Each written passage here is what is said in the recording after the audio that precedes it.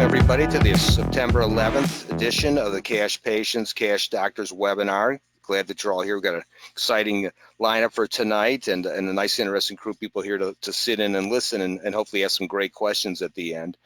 We're showing the link to register for people that want to participate in this webinar further on. You'll automatically get notices once you register the one time. And then also you can visit our channel. I'll shift out of here for one quick second so we can kind of skip back and forth here for a quick moment. But we have a channel where all of the videos are, and that's the link, not this one we showed a little bit, it's a little easier to use, but all these videos that have been happening for the last months and months are on here, and they're all really excellent. You can click on any one in particular, and you'll see it'll bring you up a nice description of it and everything else, so you'll have a good reference point on that. And let's jump for a quick minute to what's coming up next before we go into a little bit of our infomercial and run down our guests for today. Charles, are you there to do the honors? I am, Jeff, thank you. So continuing this natural theme of ours tonight, next week, Stephen Hall from Maternity Care Solutions will talk about the advantages of independent birth centers over hospitals for the expecting mothers. And as we'll discuss tonight, our basic paradigm shift of creating cash payers is what gives the choice for folks. So consider these superior alternative options for whatever treatment they want. In 2 weeks, we'll return to yet another direct primary care physician partnering with us. They're kicking out third parties and they need cash payers. So Dr. Villasees will join us in 2 weeks. In 3 weeks, we'll have an economist and a provider-patient analyst to discuss the market for this dynamic of the provider-patient relationship and cash pay. So he's with HWH Living, and we will explore the economics of the cash pay universe and what it does to the provider-patient relationship. Then in a month, we'll have a lobbyist from the Coctopus. The Charles Koch oil family is funding a lot of liberty groups, and Americans for Prosperity, that's what AFP stands for, has chapters in each state, and Ben is here in Virginia where I am, and they are lobbying some marginal stuff, not earth-shaking. They're just trying to take on the hospitals to allow more rural hospitals to import some more telemedicine options to cut the cost of care. So we'll talk about rural access, and we can expand on that and see how the cash payment revolution affects the people outside the urban area. So that is our preview, Jeff. Fantastic. So as you can see, we got a good lineup, and we're scheduled well into the coming year. So we've got some great stuff in the woodworks. All right, let's proceed real quickly here, just a little context setting. And so kind of as a primary background to all of this and what kind of helps a lot of this stuff actually function is having the tool that frees that person up, and that's really what Health Excellence Plus represents. And again, the whole purpose of it is to empower the consumer to be in control for a change. And guess what? When consumers are out shopping and being in control of their life, the things they want to acquire, innovation starts to take place. Prices come down, new modalities and all sorts of other great stuff starts to emerge, and then lo and behold, the consumer typically can figure out which is good, and those are the ones that rise to the top. So the market solves itself quite well. And so by buying a plan that's going to work a little better for that person, it's going to fix that market. Because to look to outsiders to fix the market that have different interests than you or I, different profit motives, as well as vested interests, or the urge to have some control over others mentality, that's not the same as you and me dealing with one person directly, and I pay them whatever they want to charge me, and there's no one else in the middle of all of that. And so this is going to be for families, businesses, anybody that's out there, other health professionals that want to market and become a part of the disruption of all of this. They're all welcome to participate. We'll talk about a site they can come to in a minute. But here's the key issues that everyone's facing and prevents people from going to take a different supplement or whatever they may want to do because they're tied up over all of these issues, primarily the one about the money. Because for a lot of people, when the price of my health insurance became bigger than the cost of my mortgage, I knew I was in trouble. We heard that a lot. So there's a big problem. There's nothing in it for the patient incentive-wise. It's just, you know, they bought this thing and they just hold on to this little card in their wallet in case they have a heart attack. So there's nothing in it for them to have or do anything with it. Then they supposedly give you networks, which, you know, sometimes they claim they're pretty large, but meanwhile, a network is a restriction in and of itself. So we feel that you should be able to go anywhere you want. And then also who's got their medical records, which, you know, you get your credit records. I got my tax records. I got all these records. Where's my medical records? No one's got any of that stuff. And it's critical because what if you're traveling or you get hurt or whatever happens to you? You need all of that stuff. And then, of course, you're wasting a ton of time in the waiting rooms, searching stuff on the net, whatever. And then, like I said at the onset, pretty much beyond those incentive, because it's not personal. It's just one size fits all mentality. So it's not going to work well. So this is the whole goal. We're creating a situation that builds for all your contingencies, as well as having someone to assist you to make it all happen, which is the idea of the concierge, that I literally just have to have a phone number, and that's all there is to it.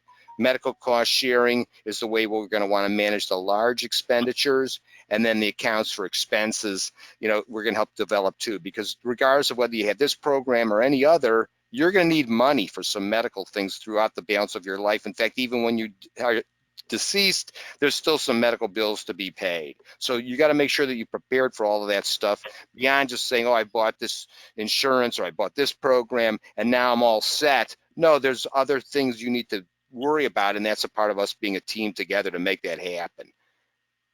So the idea too, quickly, is that the fact that it's a healthy care strategy, because to just have something for a heart attack is important because, you know, it's expensive and it's going to be a big deal, but that's not the sole summation of my health. So in that world, at the bottom of this list where it says contain, that's basically for some major catastrophic thing that's going to befall you. But the rest of the stuff is what you're going to want to do to avoid getting to that bottom rung there. So we want to start up by avoiding stuff, which, you know, we've got some great health things that you can tap into, as well as forthcoming artificial intelligence software system based on functional medicine that's going to be able to help you assess and predict where your health is going, so you can start to be not only avoiding but preventing it in that process. And then, of course, part of that process is getting proper screenings and tests so we know if your health is improving and so on. And then if things start to get a little off the rails, then you've got the ability to manage it in a quick and easy way by using the latest technology, which is telemedicine. And then you're going to, again, also have potentially a DPC, which is a direct primary care. It's become very popular. We're very keen on that approach. And then also by having those funds and also your records in hand, you'll be able to kind of manage yourself and anywhere you end up. And then if it steps up even a little bit further, then we're going to need to start to mitigate it a little bit. So that's when the concierge potentially is going to jump in there, and they're going to help you line up some different doctors to go to, or better pricing on tests, or getting drugs from overseas, or any number of things that might happen. You're going to have everything at a fingertip. The way you get to all of it is you're going to have a very straightforward card, one that goes in your wallet, one on your key fob. It's available in some other formats, and everybody in the family would ideally have one, in other words. So what happens, though, is there's that one number you see. That's the number you call to say, hey, I need to get this medication. I got to get a better price for an MRI, or whatever your situation is. There's just one simple number, and it just, lo and behold, it tends to be anywhere you are, because invariably you've got your keys or you've got your wallet. So you're going to always have this with you. And then other importantly is the fact that it's got that code on there, that QR code that says in emergency. That's scannable by first responders and emergency room staff, so you can tell them what's to be done to you or what you're allergic to or what have you in case you're unconscious and unable to communicate. If you enter a special PIN in your cloud access to it, you're going to have all the rest of your medical records. It could be all your genetics and your birth certificate and your will and any and everything you want. It's going to be with you always in a nice, secure way. So again, we want to start to get costs down. So that's a part of being able to shop around, as you can get better pricing. It's a good example. MRIs where I sit range from as little as 300, or you can get the identical one for 3,000. So guess which one they want to try to sell you all day long, as opposed to which one you should be trying to find. So that's kind of where we're going to help on that front. But here's where you get some control yourself. And this is the fact that you determine if that contain feature comes in. I have that broken leg or heart attack. How much are you going to reach in your pocket to pay. And again, as I said, we're going to help you in the ways to have those funds available, but still you want to control that amount you pay per incident, because guess what? If you're willing to pay the first $5,000, the amount you pay on a monthly basis is a lot lower than if you're only willing to pay $500. So you're going to have the chance to kind of control your finances too a little bit in other ways. And then also you're going to have funds freed up. So we're going to be able to build up some monies for when you do need to reach in your pocket, because it doesn't matter if you had this or if you had a regular insurance plan. There's co-pays, there's deductibles with those programs, there's some out-of-pocket expenditures that you'd incur with doing stuff with us. So regardless, you're going to need money. Also, the fact that you got that telemedicine, so that's a service that would normally cost something, but it's inclusive at no charge, so you can call as frequently as you need to, and they'll coordinate with your doctor. You're also going to have that concierge for the shopping purposes, and then if you're using DPC or our little other program, you're going to be able to save some other dollars. So it'll be real helpful. We had a nice little mention about us in Forbes. John Goodman wrote about alternatives to Obamacare. We had a nice little write-up in that regard. But one of the key things he was talking about was the fact that we had a health savings account, compatible program, which is a rarity in the market space. So we've also tied up to be able to allow you to actually generate some growth in funds that would normally sit in a zero interest bearing HSA account. So again, every facet of what is needed in your strategy, we want to address all of it, not like buy the one thing and say, okay, we're all handled. No, there's a lot more to it, and here's your way to see where all of it fits in. The other big one is the health matching account, and this is one where you put in $1 in after-tax money and you get $2 tax-free to spend against this list that's prepared by the IRS, and actually the IRS version's a lot lengthier. But these are the types of things that most people encounter that oftentimes have nothing to do with health insurance or even with our program. I need to buy a pair of glasses, or I'm doing some over-the-counter medication, or I need to get a supplement at my chiropractor. Those are types of things you don't necessarily apply to your healthcare program, but there are things you're going to want to do. So this is a way that you'll make sure you have the monies to do it. Now, we do have some limitations, and so just like anything in the world, there's not one thing for everybody, even if they make that claim that's inaccurate. Everybody's unique, especially when it comes to your health. So we do have a 36-month look back for pre-existing conditions, and there's some particulars about that, so you're going to want to get all the rest of the details before you proceed. But meanwhile, in the first year, we don't share in any of the stuff that may happen. So for somebody that's got a little, type 2 diabetes, a little high blood pressure, any of that kind of stuff, that's not a big whoop. But if they're undergoing chemo treatments right now, this is definitely not going to be for that type of person. So again, you're going to want to get all the details. We have some limitations on smoking, so we're kind of telling you to quit, so we'll let you come on board. It's the only upcharge we have, and in fact, we'll be able to kind of set you up with some of this artificial intelligence to help you quit smoking. So it'll be a benefit to you if you are at the moment, because we'll help you get out of it if you're so inclined. If you're planning to be a permanent smoker, this probably isn't going to be a good program for you. There are a few little limits on certain types of therapies, so you'll want to check on that if there's anything particular to you. And then also on medications, we're a little bit different in that we'll share the cost of all the medications during an entire, let's say a heart attack and lasted 18 months. From the day 1 through the 18th month, everything's going to be shared except for the amount you paid, that $500 to $5,000. Otherwise, 100%, you're not going to reach in your own pocket. But if the person says, okay, you're cured, but now I need you on a medication. From now on, every day, take this pill. We're only going to allow you to tap us for 120 days, and then after that, you're going to pay on your own.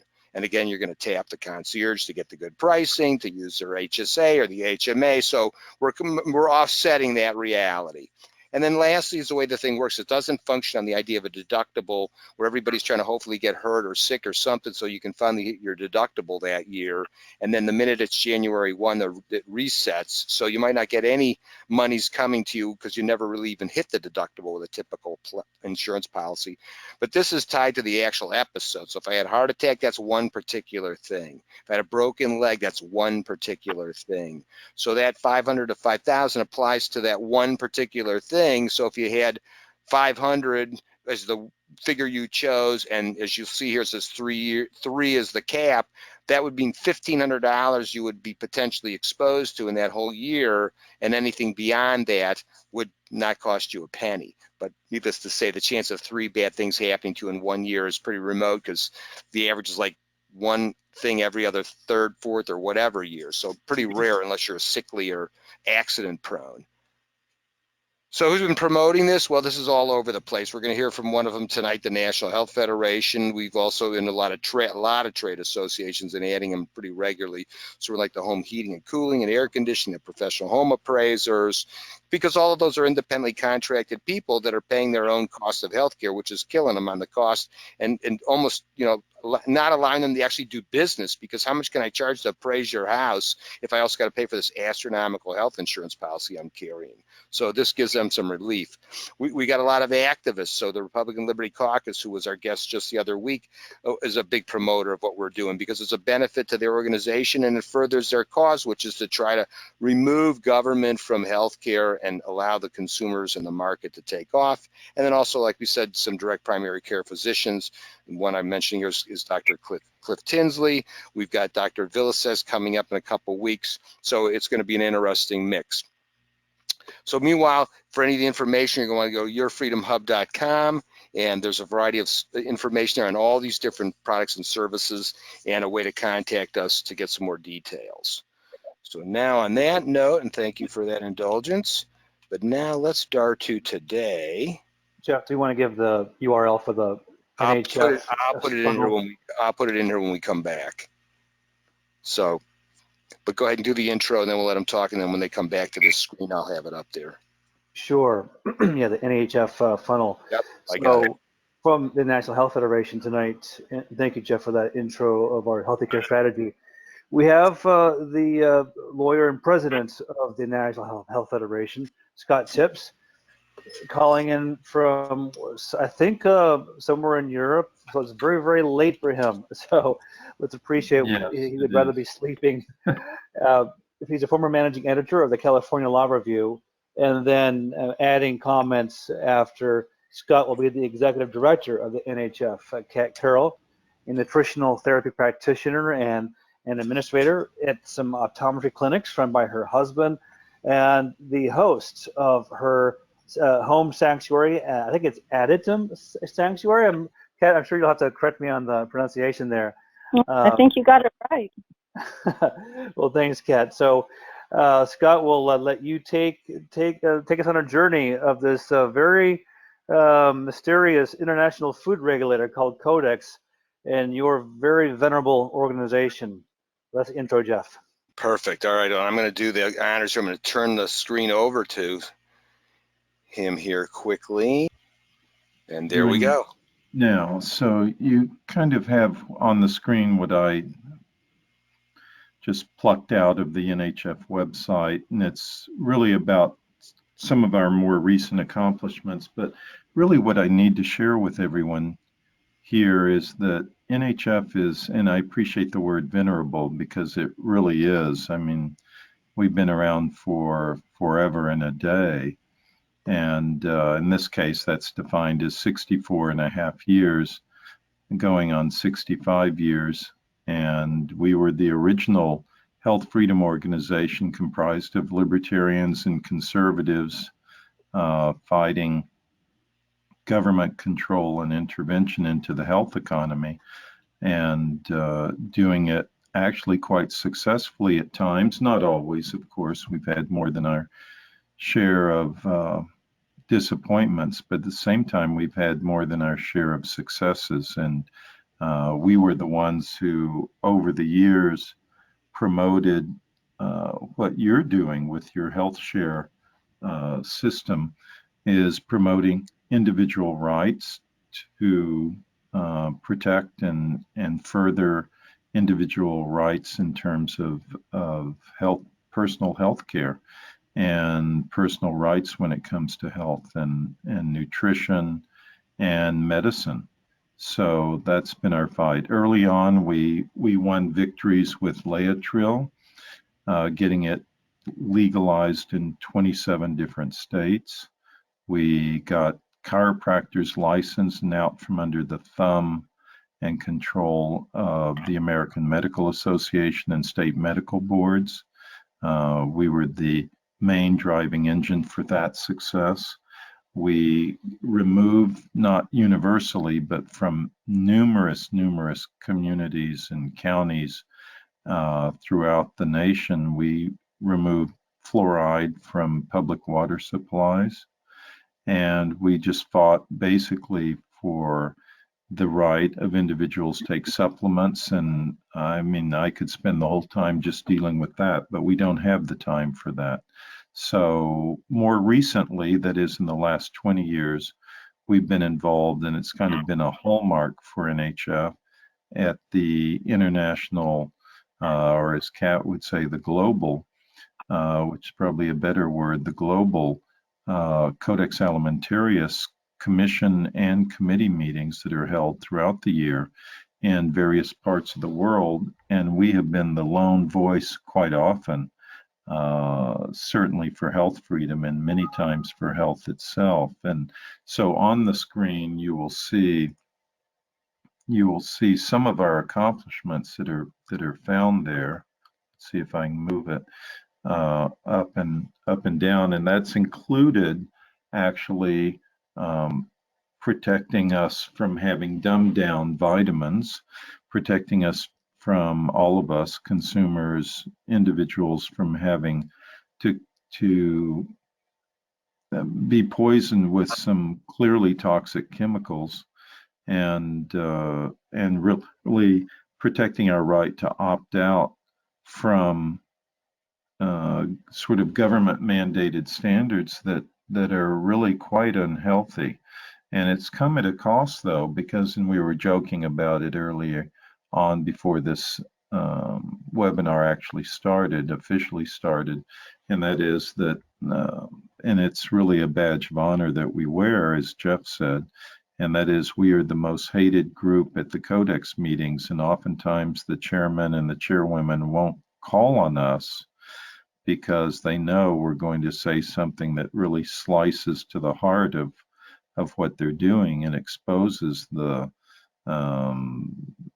the emptiness of their arguments and their claims that they're trying to protect the health of consumers. Because Codex Alimentarius, for those of you who don't know it, is an international body that is, well, basically has two purposes. One is to facilitate international trade in goods, food goods, and we certainly support that. And then secondarily, to protect the health of consumers. Well, we support that as well. Unfortunately, in this sort of crony capitalistic system that we suffer from, or state capitalism, as I would call it in the old days, we have a lot of these big sort of oligarchic industries with controlling and with the ears and using money and influence to get their ways and get their toxic chemicals passed to the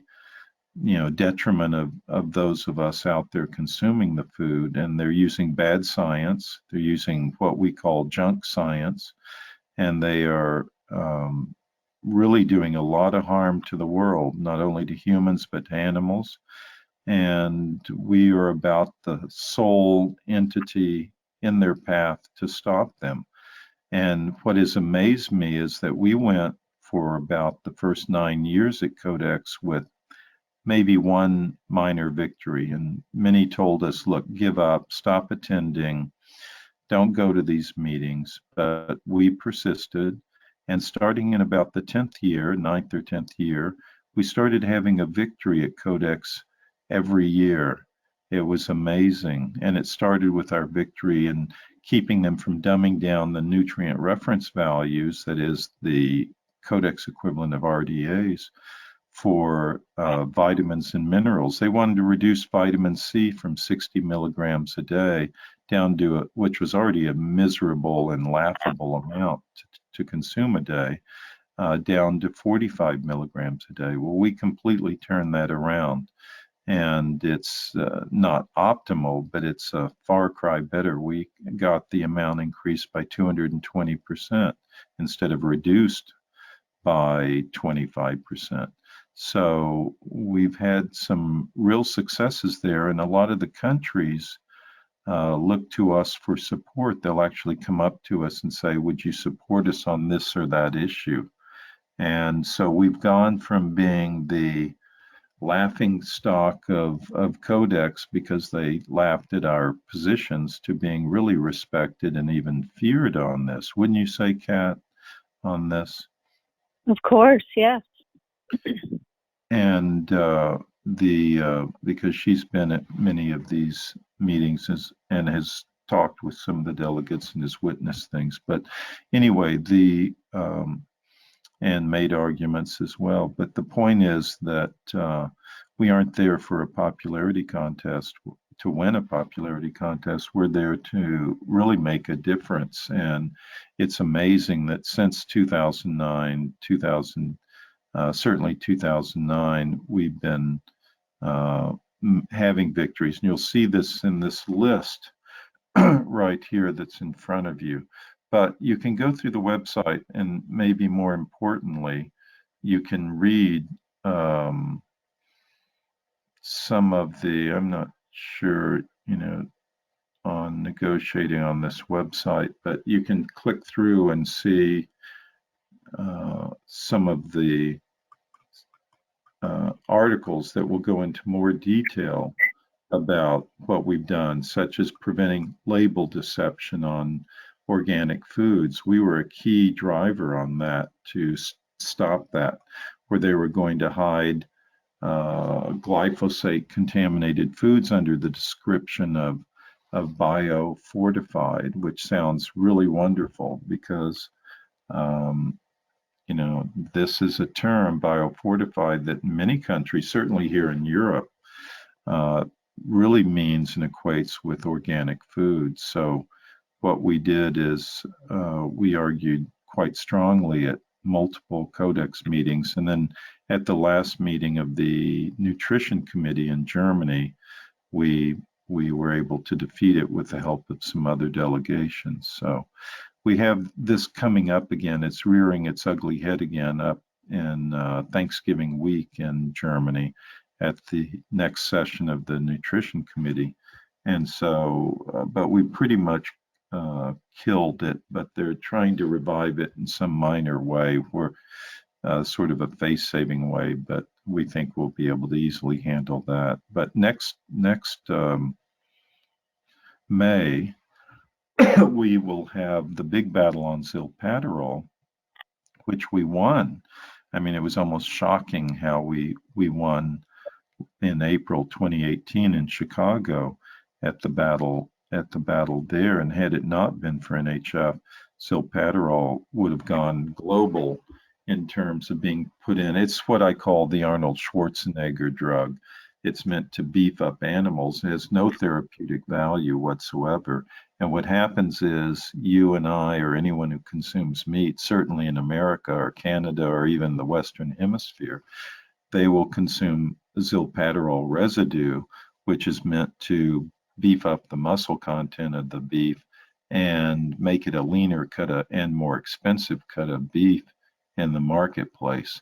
But the downside to it is they give it almost up to the time of slaughter, so there's a noticeable residue in the meat, and you and I or anyone consuming meat will get that and add it to the list of all the other contaminants, whether it's BPA, electromagnetic fields, whether it's dumbing down the nutrient levels so our bodies can't protect themselves against all of these toxins that are coming in, the glyphosate, other pesticides that are rampant in our foods. And I have to confess, every time I go to the United States, I just really almost cringe because I know I'm getting dosed with glyphosate, whether I drink red wine or white wine or eat tortilla chips in a Mexican restaurant or whatever. I'm getting dosed with glyphosate. And this has been shown to contribute to cancer. This has been shown to weaken the immune system. I mean, the list is endless, let alone the people who dose themselves with aspartame and other things. In any event, we're there to help protect ourselves, but at the same time, and it may seem a little paradoxical from a libertarian standpoint, and I've been a libertarian now for 50 years and 1 month. So, I'm pretty schooled in the libertarian ethic, but there are just certain things that get out there and you can't recall them. You spray the glyphosate on the fields, and it also will drift over to the organic or non-glyphosate fields. So nothing's being done about it until we get these lawsuits, recent lawsuits that show victory, and then of course at Codex stopping it from being spread globally to where we can. Kat, do you want to add anything to this before I take us No, off? I was just thinking as I was listening to you talking that it's a natural pairing. The step into getting away from insurance and getting into health sharing is really a natural pairing. The next step is to go to protecting what you've gained, because unless you can really impact health and health freedom on a global level as we head toward harmonization and a one world government, then you cannot control your health. And so if you want to preserve your funds in the HSA accounts or the other one that you can use for retirement, you don't want to be exposed to things that you could perhaps work through the vehicle of NHF to stop on a global level, so that that's one less exposure to you. So for example, what got me into the whole NHF world, of which I was quite ignorant, I must say, about 8 years ago, Scott came to my home, to my retreat, Aditum, which Charles said correctly. It means sanctuary of the spirit. And Scott was a part of a team that was doing a study on red wine extract and macular degeneration at my optometry office.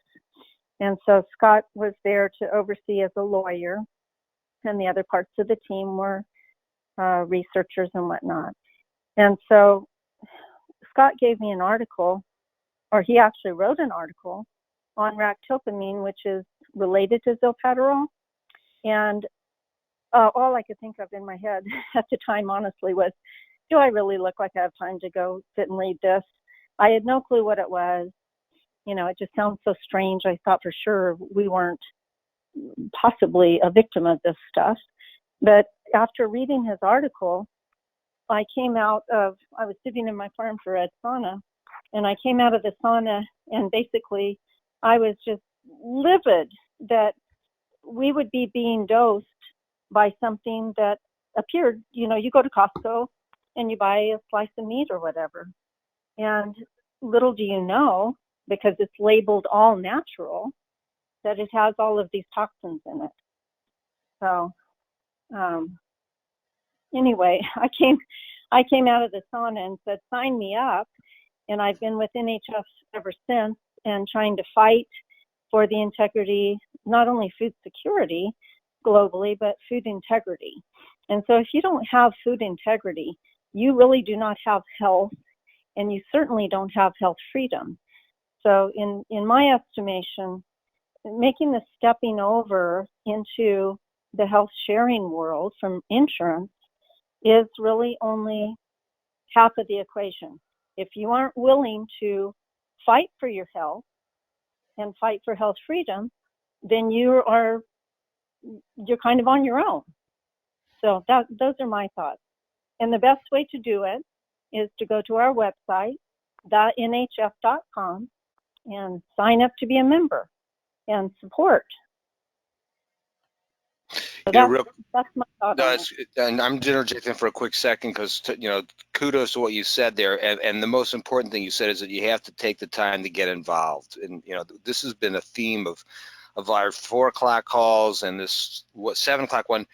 It's down to the person to take action, and you can't just do half of what you need to do. You have to do everything you need to do if you want this to be successful.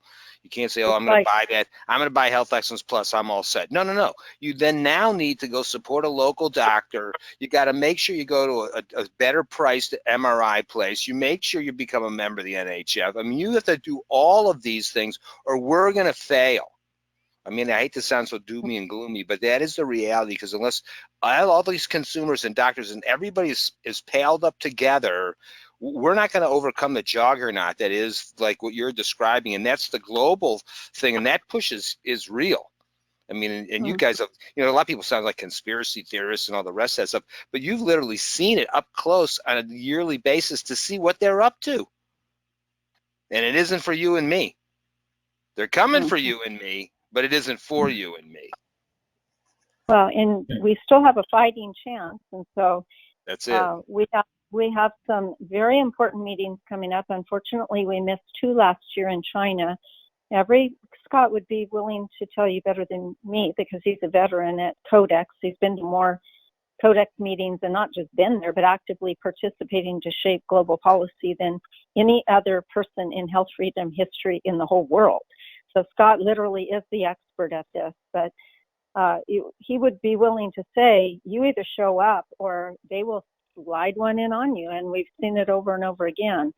If you get sleepy, these meetings are so incredibly boring, I can't begin to tell you, but if you get to where your attention is diverted for a minute, then something gets foisted upon the world that shouldn't be. And we just wrote, I think you can see it on our work at Codex on the website. And Scott, being a lawyer, was able to identify a little move to relabel consensus, which they do at Codex, which means that the world presented, Russia, Togo, India, China, everybody has to agree, or the majority has to agree. There's no voting. And they try to slide in the word scientific. So there's like changing the game plan as we go along. So anyway, Scott identified it, called the JEFFA board on it, which is their governing scientific body. And seriously, if a lawyer hadn't been present to note that like a sleight of hand was going on, so we would be now playing under these new rules, and they're actually backed by Merck and people who we definitely do not want to support. Yeah, well, thank you for that, Kat, and I think you're being modest about your own involvement in it. You've done a lot to make sure these things don't get past us.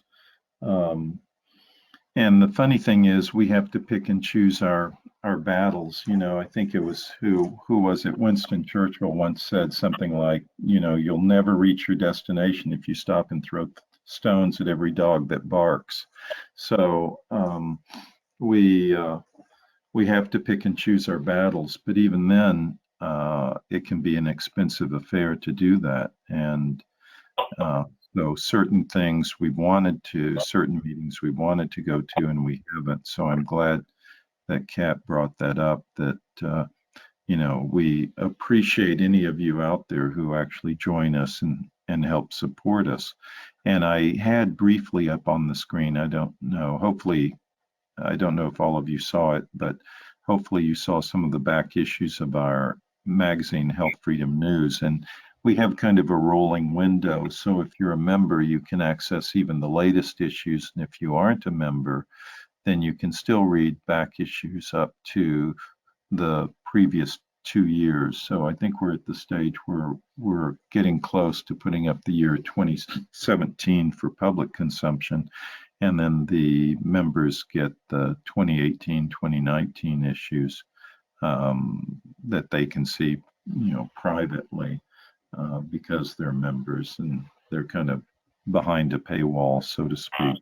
But Scott, in this sense, Scott, one thing real fast, Scott, while you're on that particular topic, what does it? Why don't you go to that link that shows how you sign up? Because what does it really cost to become a basic member, and what are the different levels of how I could help you?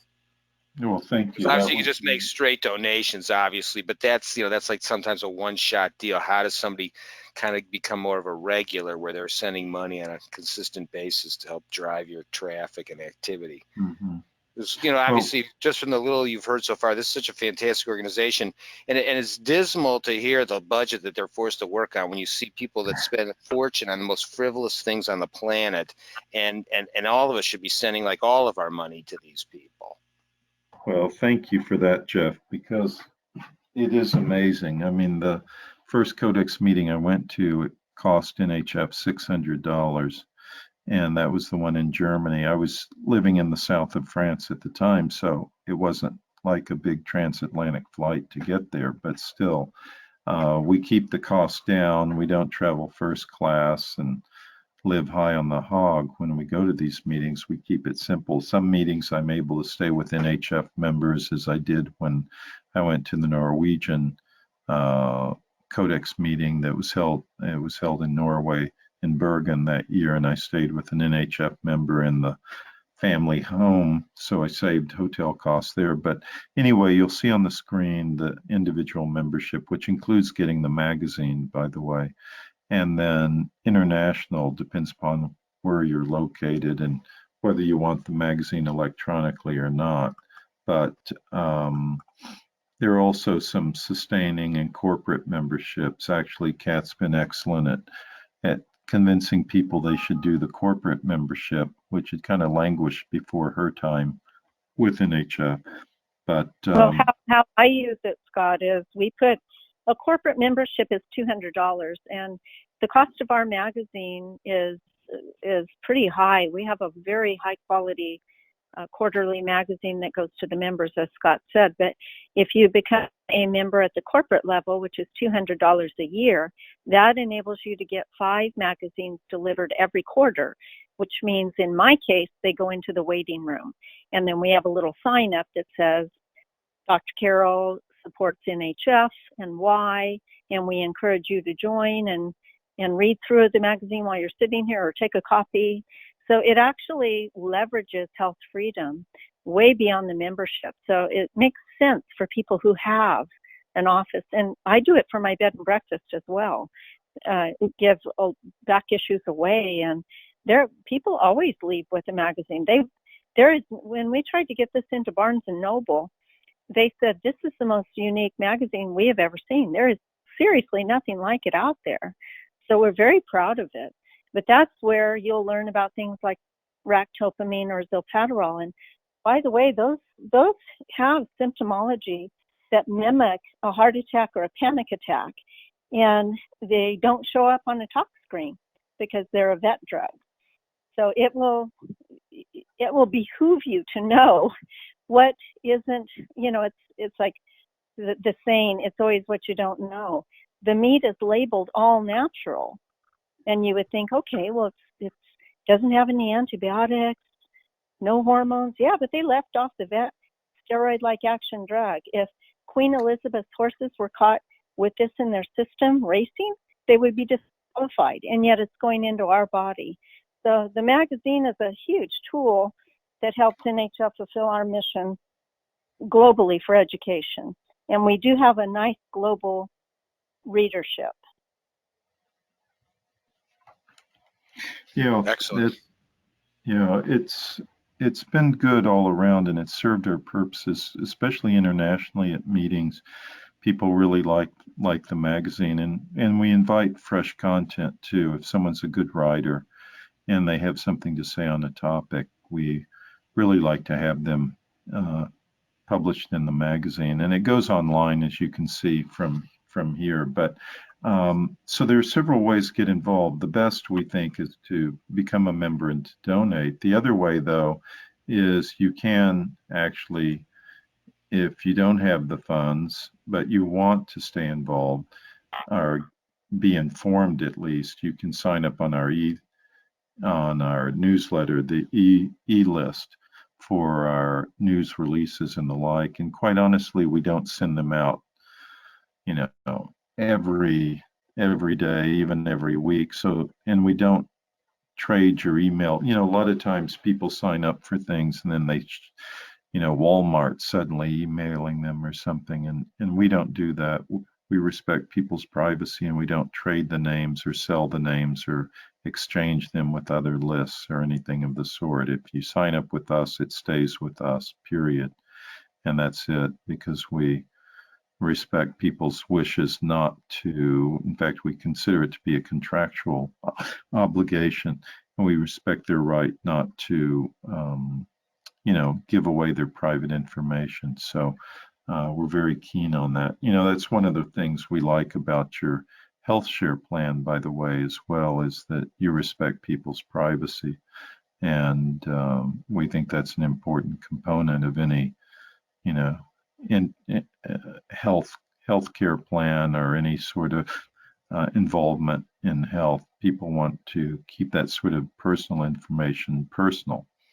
And in these days and times, it's very, very tough to do that. So, especially with the laws that have been passed and all the deception that's going on through internet and internet marketing and the like. So, Yeah, it's easy to fall prey. Yep. With these meetings that you've been going to, I mean, you know, what's the frequency? Because you said, you know, you've had to miss some. So how many are there in a typical year that you would want to really could manage going to, or should, you know, vitally go to?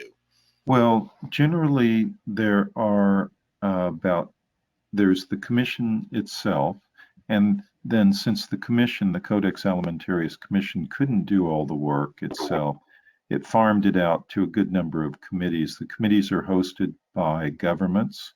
So like the German government hosts the Codex Nutrition Committee. The US government hosts a couple of committees like food hygiene and another one. Canada hosts food labeling. China hosts the food additives and the pesticide residue committees, which are very important. So How you can apropos see, that they're in hosting those particular ones. yeah, isn't that ironic, actually? Very. But to answer your question more specifically, there are probably about 12 to 20 codex meetings going on in a year, probably closer to 20 to 2 dozen. And of those, there are certain ones we don't go to, like the import export. That's not too critical to our mission. The mass analysis one in Budapest, we don't go to that one. That's held almost every year. But the ones we want to go to are the Nutrition Committee meeting that's held every fall, usually in November. The food additives meeting in China, we used to go to, but we drew in our horns on that one because of money reasons, budgetary restrictions.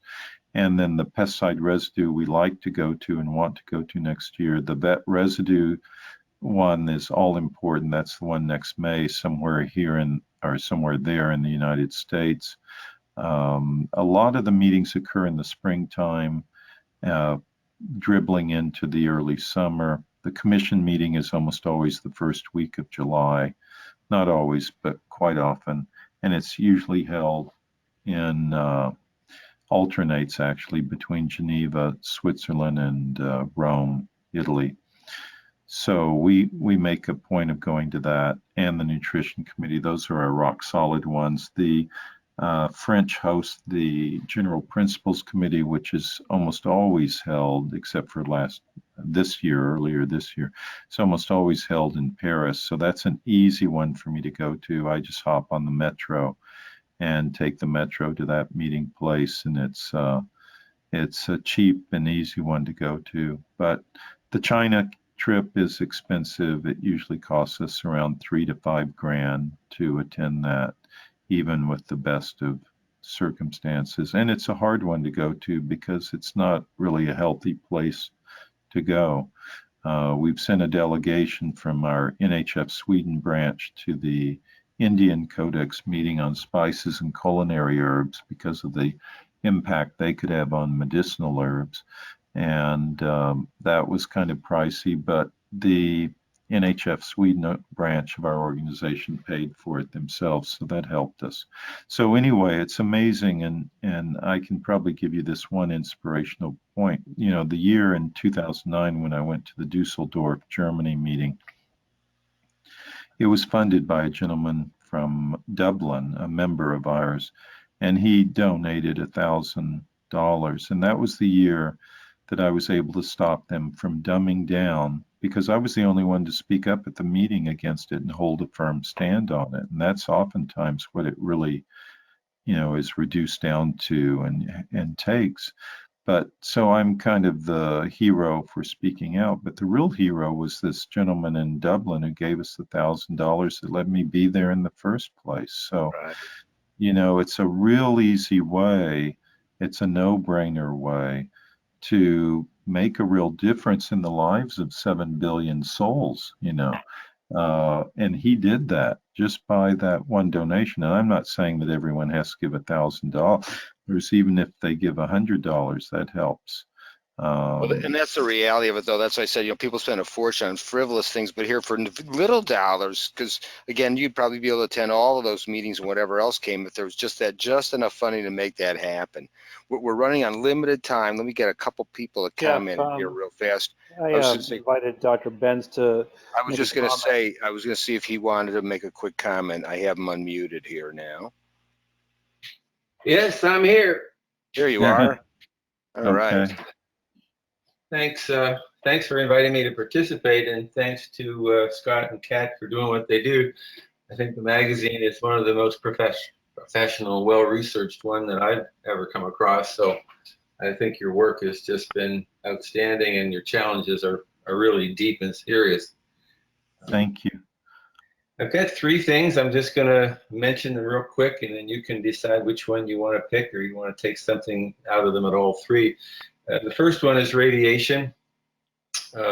It's one of the most serious health problems facing the world, and the 5G thing coming out sort of accentuates that, and the safety standards are practically nil, and there's a lot of disease being caused by radiation exposure, which is not being captured anywhere. That's one. The second one I would think is even bigger in magnitude, and that's the Google attack on natural medicine. And so if you have something you can say about that, because it's been one of the biggest threats in the last 100 years to natural medicine. And it's a frontal attack funded by the medical community and pharmaceutical community to favor them and to try to dampen down the enthusiasm that people have for natural medicine. And the third one, it's a favorite one of mine, and that is self-care.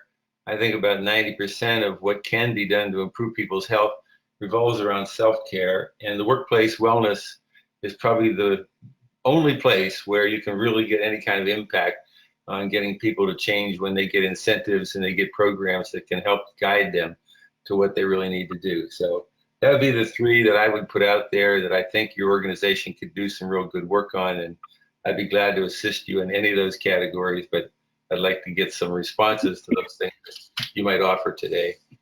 Well, thank you, Dr. Benson.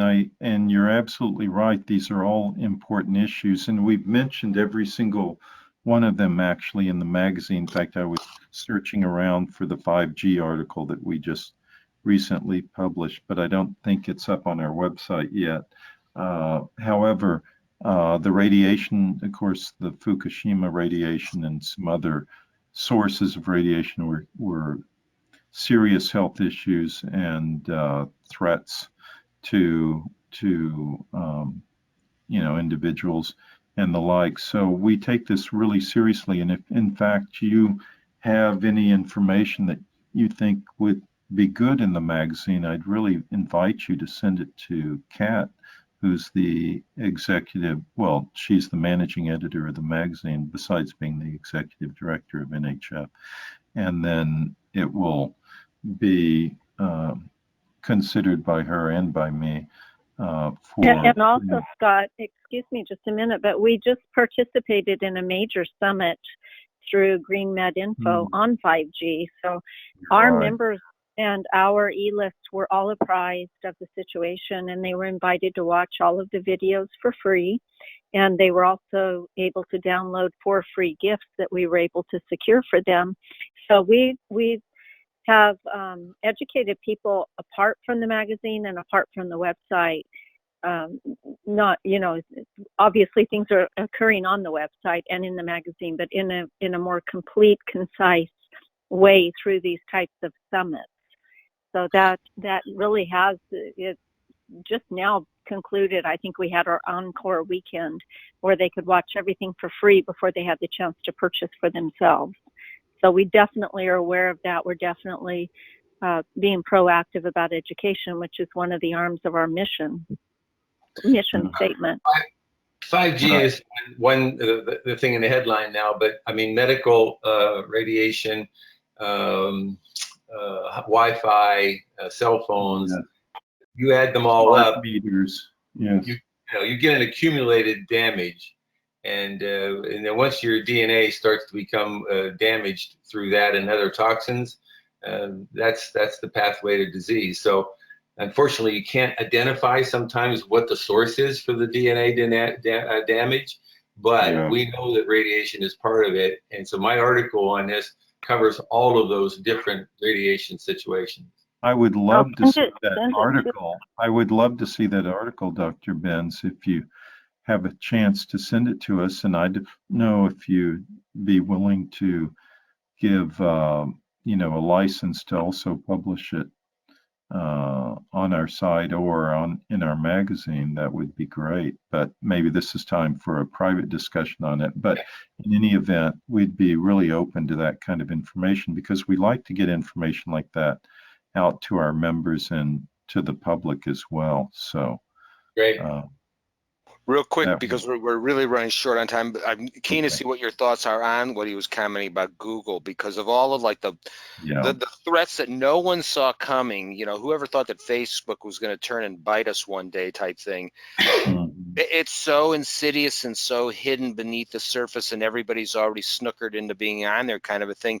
It can undo all these years and decades of effort just by them, manipulating search results and whatnot overnight. Yeah, it's true. And I don't know if I have a ready answer for that other than alternative means that we get people to go to. But so much of the non-awakened public will just stick with Facebook or Instagram or Twitter or whatever because that's what they're used to. And it'll take some doing to turn that ship around. So I don't know what the answer is other than let people know. It's the same problem we faced with Wikipedia. So many people use Wikipedia as a source of information, and yet it's a piece of garbage.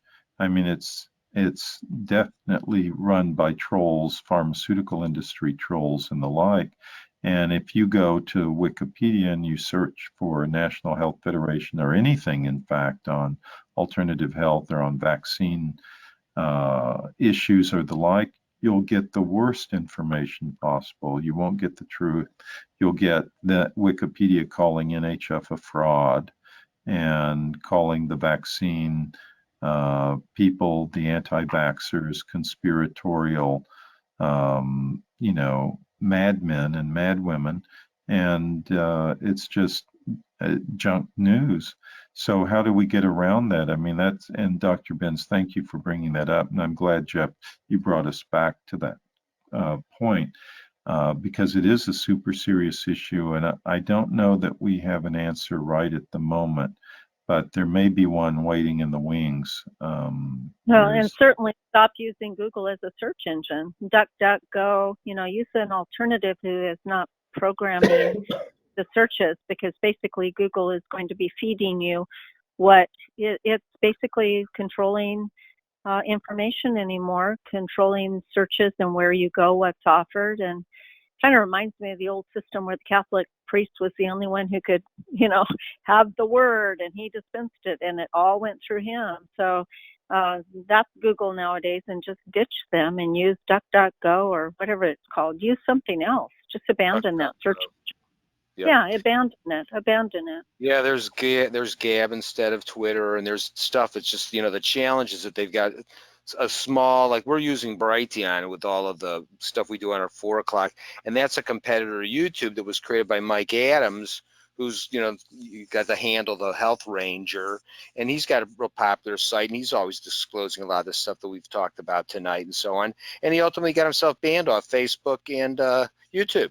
They unmonetized his channel. So, they messed with the wrong guy because he had enough money to spend millions and launch a competitive platform to Facebook. Mm-hmm. So it's, yeah, well, that's what's me, we too.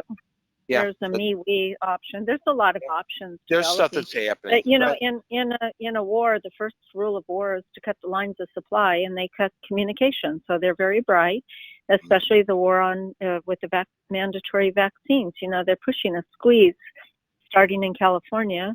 Then the next push is in Florida, and New York's already sold out in the middle. So they've got everything is just compressing like an accordion. So that's really where I think you have to be savvy enough to understand your leverage. And you have no leverage on a nationwide level. Nations have lost their sovereignty. Your leverage occurs at the global level. And at Codex, which controls all of what we've been talking about, basically, except maybe the Wi-Fi. I mean, it is food and nutrition supplements and whatnot. But basically, the problem is that people do not understand leverage. They start holding up signs and marching on rallies or signing petitions. That doesn't do anything where you have a push toward a one world government, and harmonization is the key. And we understand how to play that game. And it's a tough game.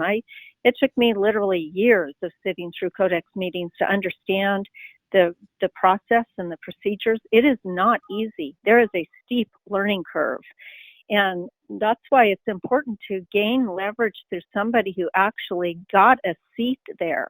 And we are the only health freedom organization who got a seat. Like I tell people like Rima LeBeau and other competitors, you're not even in the parking lot holding up a sign. Seriously, we're literally there. I fly to China in economy. That's 14 to 17 hours with my knees to my chest in order to be able to present something, whether it be research. I tend to be more the researcher, as Scott is head of delegation, and other people are on our delegations as well. But that's a lot of sacrifice to get over so that you don't miss something. And my family were testing pilots, and we're part of the contamination of the earth. You know, they didn't intend to. It was one of those things like early vaccination. You think it's a good thing until it explodes.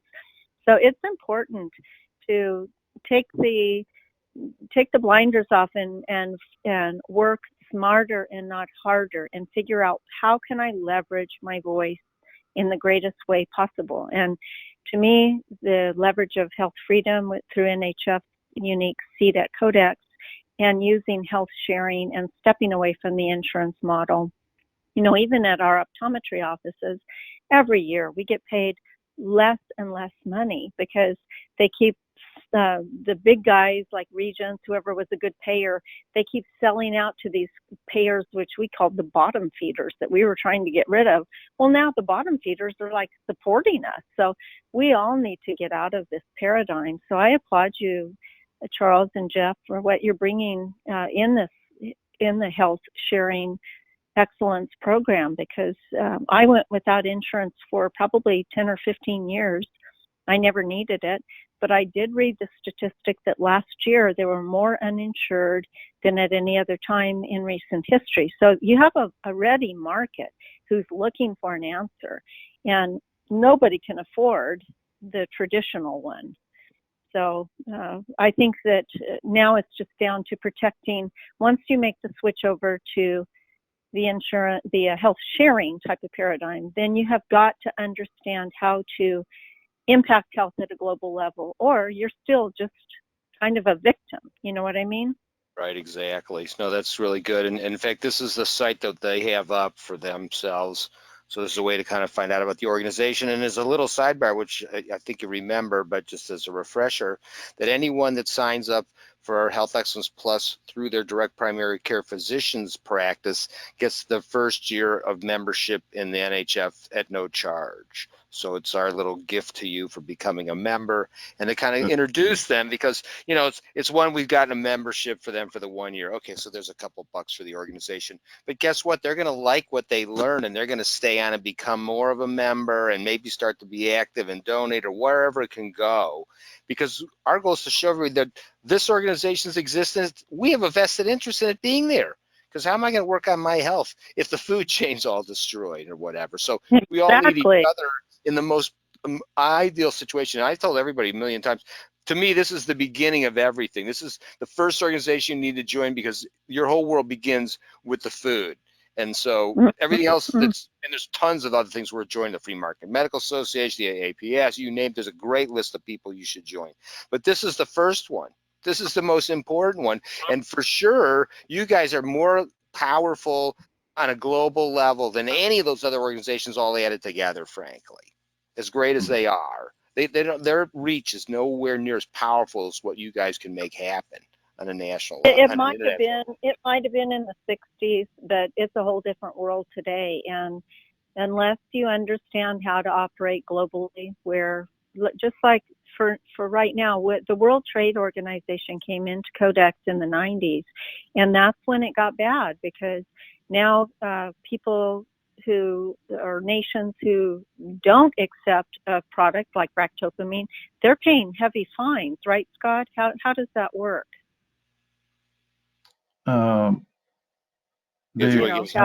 Quick response. I'm here, but I missed an important part of what you said. How does what work? How does it work when if the European Union rejects ractopamine or zilpadrol, they have to pay fines in order to escape? It may take more time than we have for me to explain that, but basically there would be a trade dispute brought before the WTO, the World Trade Organization, arbitration panels, and they'd look to the Codex standard and see if it exists. And if it exists and it's favorable to the complaining party, such as in this case the US or Brazil pushing zilpadrol, then the EU would be ordered to open its borders to the zilpadrol doped meat. And if they refuse, then there would be a trade penalty. Usually it's an offsetting tariffs on European goods or EU goods, but it could also be a direct fine. So the bottom line is it's just so far beyond national sovereignty, and if people don't understand how to work from the global level to protect their health, then they're going to always be behind the 8 ball, right? Exactly. Well, that was fantastic, and boy, as you can see, we can keep rolling on here, but we're way past our time. But I just couldn't hang. I just couldn't end it. But we have to. So, but I appreciate you guys taking that time, especially Scott staying up here, burning the midnight oil. Definitely stay tuned. As you saw, we got a great lineup for the next ones. I'm going to do a notice on Monday that's going to have a link to this recording, and then it'll also be concurrently loaded up on our website, which I was showing you before, and that'll have the link in there as well. You'll see that link. All right, thanks everyone for coming tonight.